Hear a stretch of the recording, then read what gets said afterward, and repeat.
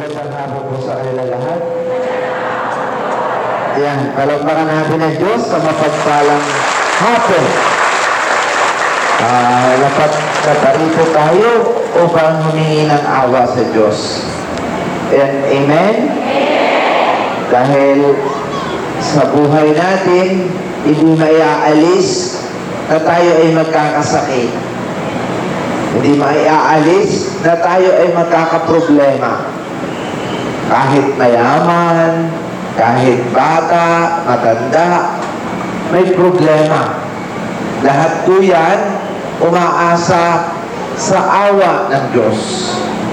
Lahat po tayo humihiling ng tulong sa Diyos. Yun po ang ginawa ni Jesus.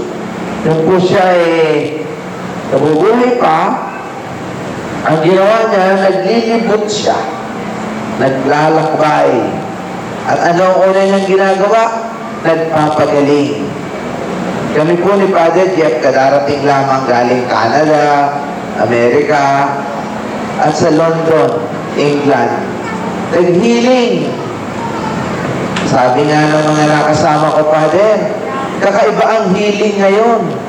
Pinakita ko nga itong isang healing na nangyari sa Canada. Puro po mga puti ang umattend dito. Sabi ni napaiyak si Father Lando. Sabi, nakakaiyak naman yung healing niya.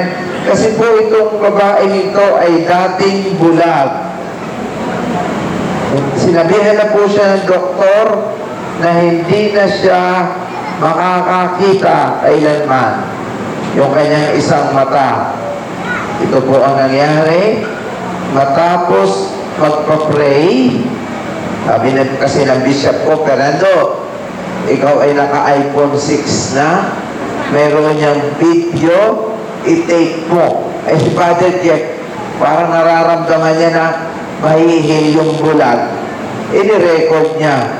Kuha-kuha yung eksena kung paano nakakita ang bulag. Ito po.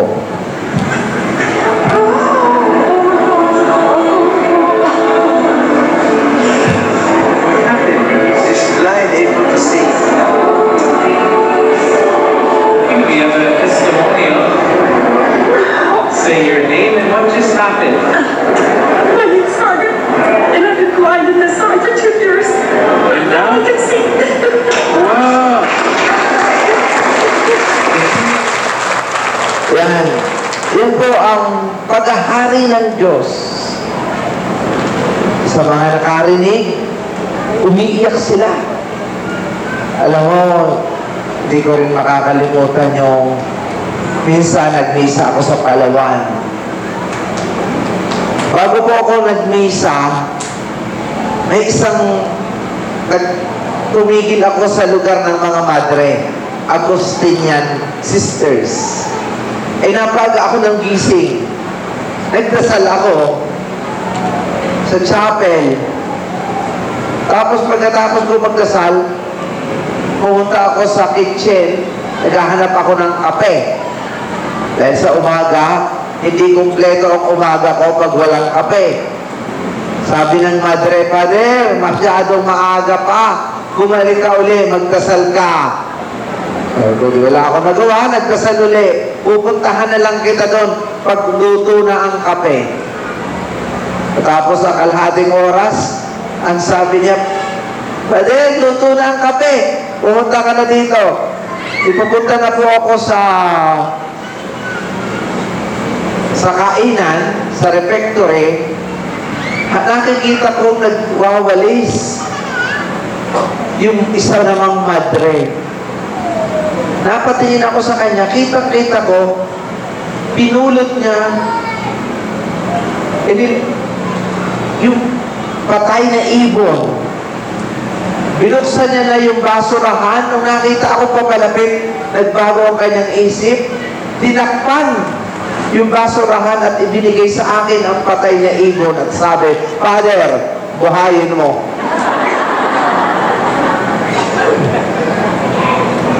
Hindi ko alam ang gagawin ko. Hawak-hawak yung ibon. Humigit na lang ako. Pagmulat kong ganyan, lumipad ang ibon. Okay lang. Sabihin na nating milagro, sabihin na nating himala. Yan ay para ipadama sa atin na walang imposible sa Kanya. So kayong may mga sakit, yan ang itinuro ni Jesus. Kaya ang mga kasama niya, yung mga pinagaling niya, yung mga yung si Mary Magdalene, yung mga gumaling, para yung makakarinig sa patotoo, katulad ng mga may sakit, lalakas ang pananampalataya. Amen? Lalakas. Hindi kayo bibigay. Hindi kayo matatakot. Kasi po ang taong takot, madaling magaling. Nalulungkot. Pero ang taong puno ng pag-asa, kahit namumroblema, magaganda ang mga salitang namumutawi sa kanilang mga labi. Wow, ang lalim. Meaning, yun ang gusto ni Jesus na mangyari sa atin. Huwag tayong magkakagulo. Huwag tayong mag-iinggitan. Huwag tayong mag-aaway-away. So, gano'n na nga po ang nangyari sa Palawan. Siyempre, hindi po nanatili sa Madre lamang yung na-witness, yung nasaksihan, nakarating sa napakaraming tao. Kaya po nung ako'y nagmisa sa Palawan, punong-puno ang tao. Hindi ko makakalimutan yung kauna-unahan kong i-bless. Siya po ay nasa stretcher dahil na-aksidente. As a matter of fact, ayaw siyang palabasin. Itinakas po siya ng mga kamag-anak dahil ayaw palabasin ng ospital. Ay nung dumating, sarado na dahil punong-puno na. Ang sabi nung nasa stretcher, bedridden, dalhin mo ako kung nasaan ang kubeta. Bakit? Kasi tiyak, pagkatapos ni Father Suarez magmisa at bago siya mag-heal, mapapaihi yun. Ay di ganito na nga po ang nangyari. Totoo naman, pagkatapos ko po magmisa, naghanap ako ng CR. Punta ako ng CR. Sabi nung nakahiga doon, Father, hindi ko kayo patutuloyin sa CR hanggat hindi nyo ako pinalalakad. Sabi ko, nalimpi ka na. Hinawakan ko po ang kamay. Isa po siyang teacher. Would you believe on the spot tumayo? Naglakad.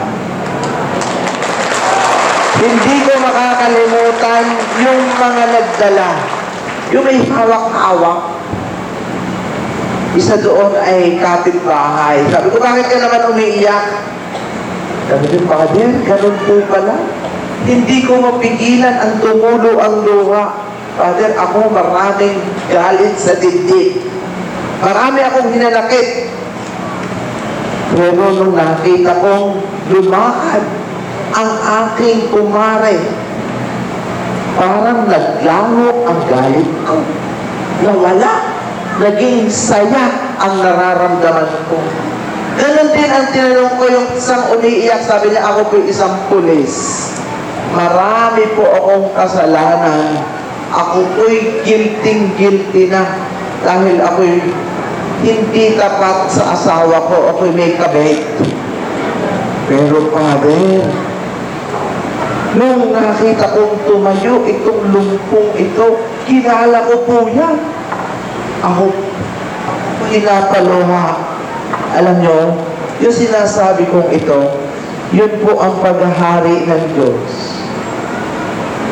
Tuwi tayong dadalo ng misa, tuwi tayong makakakita ng healing, nararamdaman natin kakaibang tuwa, kakaibang saya, kakaibang sigla, bagong pananaw. Yan ang paghahari ng langit. Amen? Kaya sa hapong ito, nandito ang paghahari ng langit. Nasa atin ang Panginoon, kaya wag po kayong matakot. Amen? Wag po kayong mawawala ng pag-asa. Mayroon pong Diyos. Nakita niyo yan? Ating Panginoon, nakapako, yun naman ang Kristong Hari, nakaturo sa kanyang puso. Yan ay palatandaan na sila ang gagabay sa atin hanggang katapusan ng mundo. Huwag po tayong bibitaw. Tibayan natin ang ating pananampalataya dahil mahal na mahal tayo ng Diyos. Amen. Yan, napakabuti ng ating Panginoon.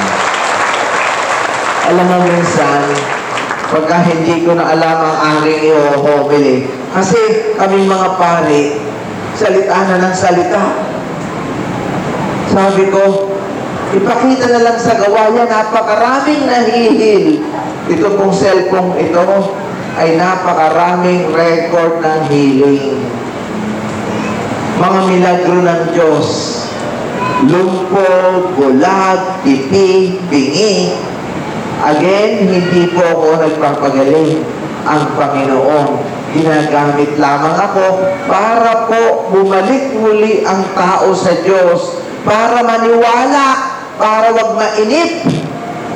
Isa pong bagay ang ating paglalabanan. Tayong mga nandito sa lupa, matuto tayong maghintay. Amen? At habang tayo'y naghihintay, tayo'y nagdadasal. Simple lang ang dasal. May tuturo po ako sa inyong dasal. Yung po ay naging dasal ko.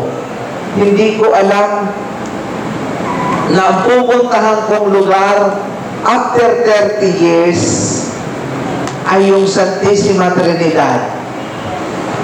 Iisa po ang aking inumpisahang dasal.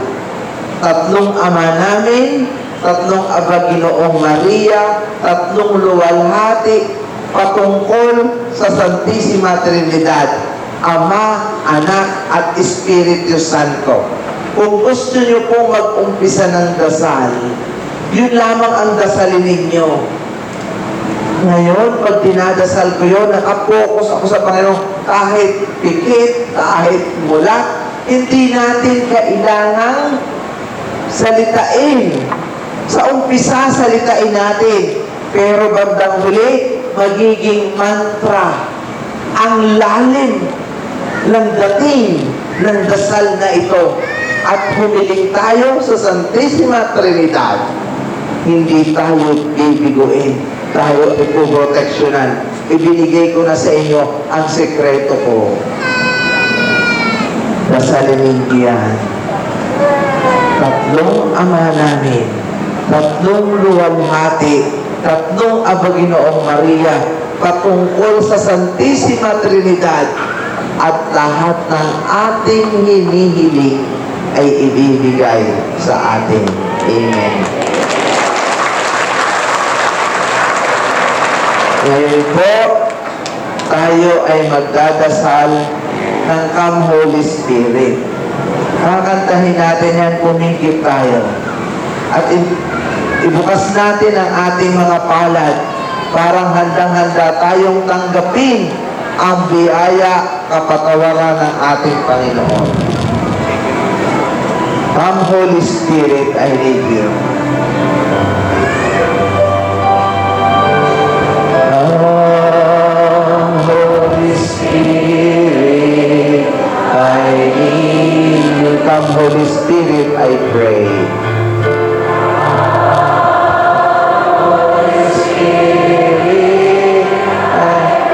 With your strength and your power.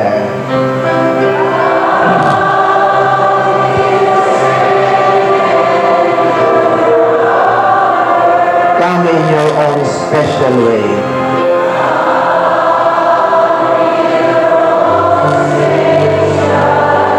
Come like a spring in the desert.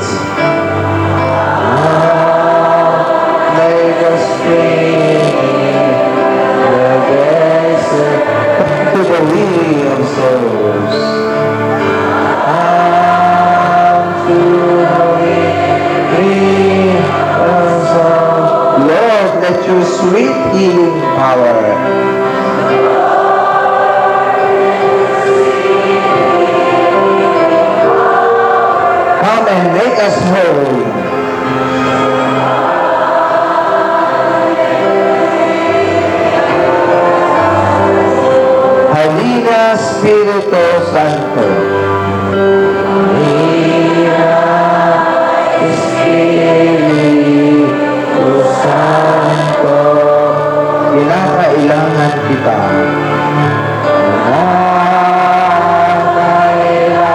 Kinakailangan sigla at lakas ng mahina. Sigla at lakas ng mahina. Pag-asa ka namin lahat. Pag-asa ka namin. Glory be to the Father. Glory be to the Father. Glory be to the Son. Glory be to the Son. Glory be to the Spirit.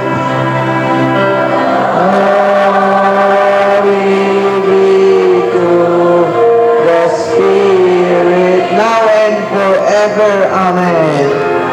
Now and forever. Come, Holy Spirit, I need you. Come, Holy Spirit, I need you. Come, Holy Spirit, I pray. Come, Holy Spirit, I pray. Come with your strength and your power. With your strength and your power. Come in your own special way. Come in your own special. Halina, Espiritu Santo. Halina, Espiritu Santo. Kinakailangan kita.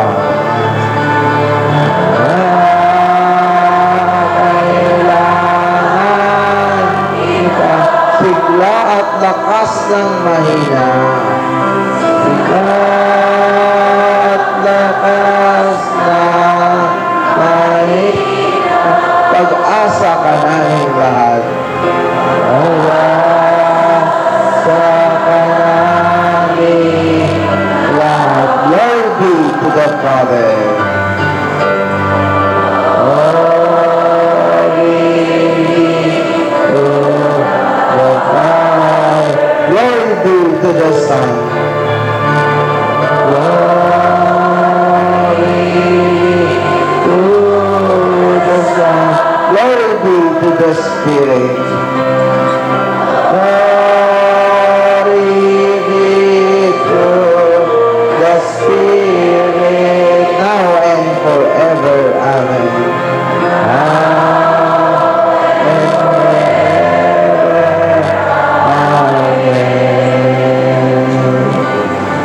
Ngayon naman po mga kapatid, ilagay natin ang ating kanang kamay sa parte ng ating katawan na may sakit. Mapagpalang Ama, tinawag mo ang mga taong ito rito upang makatanggap ng kagalingan at iyong pagpapala. Basbasan mo po ang lahat ng nandito, lalo-lalo na yung mga may cancer. Breast cancer, liver cancer, cervical cancer, prostate cancer, yung po may mga leukemia. Lord, bless those may taning na ang buhay, may chemotherapy, nangihinaan ang kanilang dibdib, yung may sakit sa puso, hipuin mo po ang puso nila. Touch their head, yung kanilang mga ulo, yung may mga migraine, may sinus, may tumor, nalalagas ang buhok, yung mga may bukol sa dibdib, may cyst, may goiter. Ipunin mo po ang kanilang mga lalamunan ngayon. Touch their throat, Lord God, right now. Yung mga malabo ang mata, may glaucoma, may cataract, may hilo, may tinnitus, masakit ang tuhod, likod, batok, masakit ang ngipin, panga, may depression, maraming galit, hinanakit, nalulungkot, hindi makalakad, na stroke, ma-paralyzed, may high blood. Lord, bless them, yung mga may epilepsy, may laryngitis, arthritis, hindi magkaanak. Bless mo po sila ngayon, isa-isa. Yung mga may kidney problems, nagdadialysis, may diabetes, masakit ang balikat, likod, batok, tuhod, may sakit sa balak, may asthma, hinihika, hindi makahinga, may emphysema, may infection, may UTI. Lord God, bless them. Ibuin mo po sila isa-isa. Yung kung mga nanghihina ang pananampalataya, na aksidente, may infeksyon sa dugo, bless them. Habang aming hinihiling ang tulong ng mahal na Birhen, as we pray, Hail Mary, full of grace, the Lord is with you. Blessed are you among women, and blessed is the fruit of thy womb, Jesus. Holy Mary, Mother of God, pray for us sinners, now and at the hour of our death. Amen. Pagpalang Ama, paspasan mo rin ang bikaryatong ito, Bishop Antonio Tobias, aming Bishop Protector, Bishop Pala, aming Santo Papa, aming Paroko, si Father Lando, lahat ng volunteers, mga missionaries of Mary Mother of the Poor, ang po mga benefactors, lahat ng tumutulong sa amin, at lahat ng mga may sakit dito, na hingi ng panalangin. Naniniwala kami, Panginoon, na ang aming panalangin ay iyong diringgin. Pagkat hinihiling namin ang lahat ng ito sa pamamagitan ni Jesucristo, aming Panginoon. Sa ngalan ng Ama, ng Anak, at ng Espiritu Santo. Palakpakan natin ang ating Panginoon.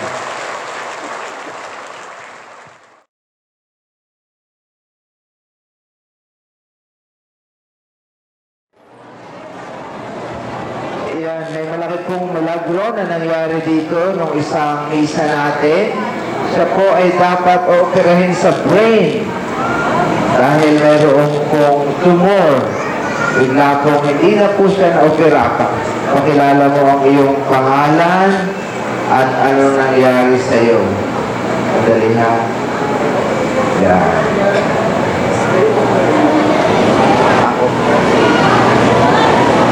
Ako po si Gina Enriquez, taga Calibo, Aklan. May 25 na diagnose po ako na may brain tumor. At lahat po ng mga, apat na po na hospital ang pinuntahan, lahat po na suggest ng transcranial surgery. And then, bumili po ako na sana wag kasi hindi naman po sapat yung pera na naipon namin. And then po, may nakapagturo po sa akin na magpa-check up sa UST. But before that, nag-test na po sa akin ng mga laboratories na doon babasihan po dapat na operahan ako. Lahat po talaga handa na maoperahan. But before po, binasa yung MRI ko, nagsabi po yung nakita ko po si Father Suarez sa internet.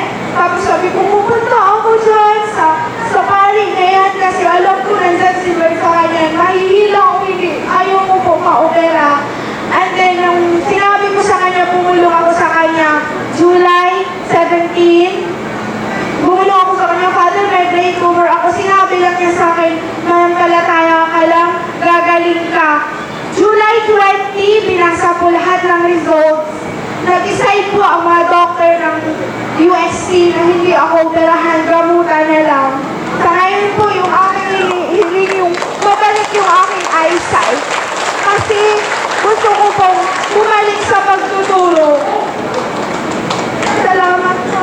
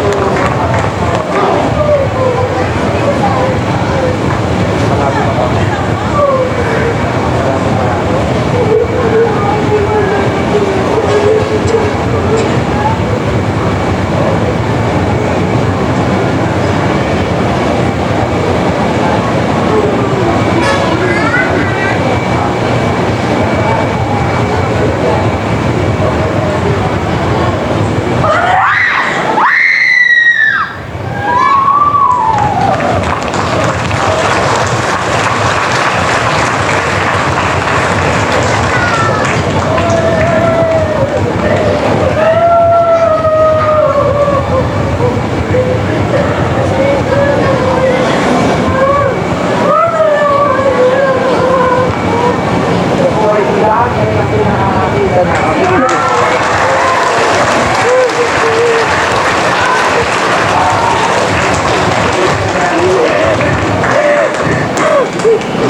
Nakaalinag na po ang ride. Kasi sabi nila nung open na yung sister sa Ferdinand Santos, wala na po ito.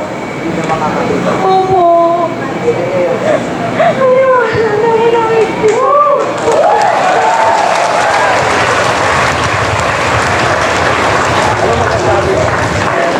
Maraming salamat sa Panginoon. Kung bumabalik po ako sa magtuturo. Salamat ka sa Diyos. Thank you, Lord. Thank you.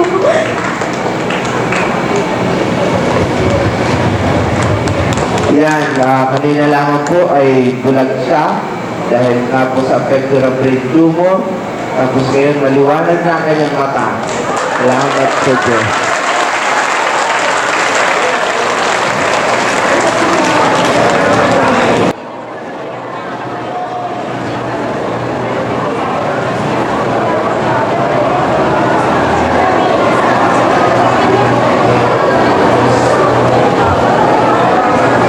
Meron na naman pong himala ang ating Panginoon.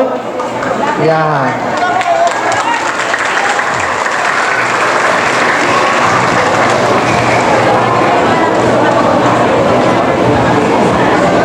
Ako po si Jenny Serrado. Ako po ito balik-balik na po sa ospital sapagkat po malala po yung sakit ko. Kanina po bago po ako pumunta dito, hindi po ako nakakatayo. Malabo po yung paningin ko. Pinainom lang po ako ni Father ng tubig. Ngayon po nakakatayo mo po ako.